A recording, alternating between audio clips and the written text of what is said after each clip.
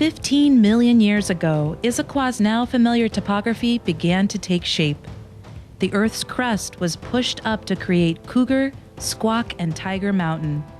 Named the Issaquah Alps, these mountains were nearly twice as tall as they are today. They weathered and eroded slowly to their present height over the millennia. Today's Lake Sammamish is an artifact of a much larger lake, Glacial Lake Sammamish, which covered the Issaquah Valley in 4,000 feet of water. This glacial lake was held in place by a large plug of ice located near the foot of Tiger Mountain, just below today's Poo-Poo Point. Roughly 12,000 years ago, this ice plug suddenly collapsed, sending the water of Glacial Lake Sammamish swirling out of its basin like a bathtub draining. A broad, flat valley was left in its wake. Thousands of years passed. Native Americans from the Coast Salish, or Lashootseed culture, inhabited the Issaquah Valley for hundreds of years. They built a long house where Issaquah Creek meets Lake Sammamish, and harvested food from the bounty of the lake and nearby hills.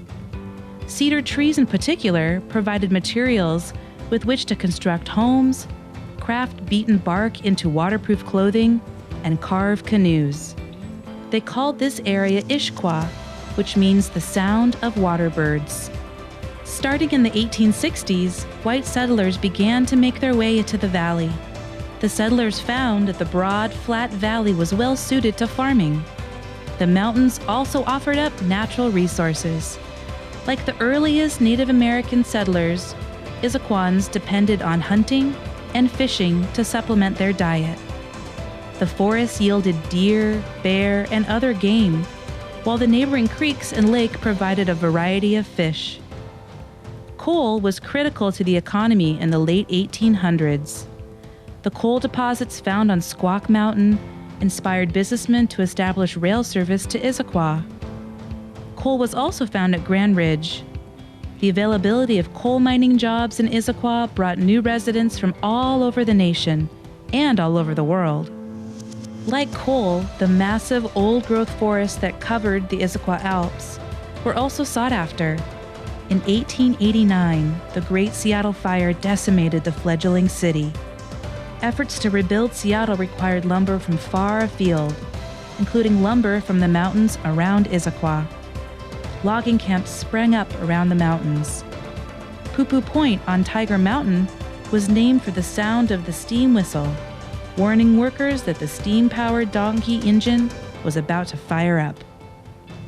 While coal and lumber were harvested from Issaquah's hillsides, the broad, fertile valley proved ideal for dairy farming. By the mid-20th century, many Issaquahans worked in one of the local dairy farms or at the Alpine Dairy, today's Dairy Gold.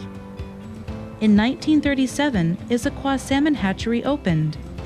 Built through the Works Progress Administration, the project provided local employment and bolstered the local salmon population.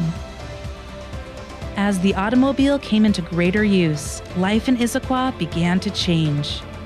Operating a small family farm became more difficult, while land values rose. The construction of new roads, like Interstate 90, changed the familiar landscape.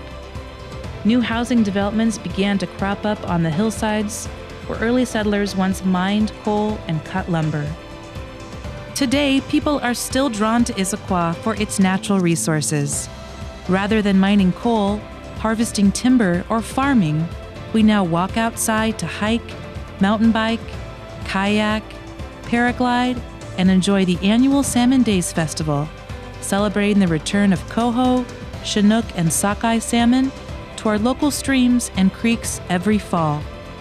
Many things have changed over the past 125 years, but Issaquah's natural beauty and sense of community are timeless.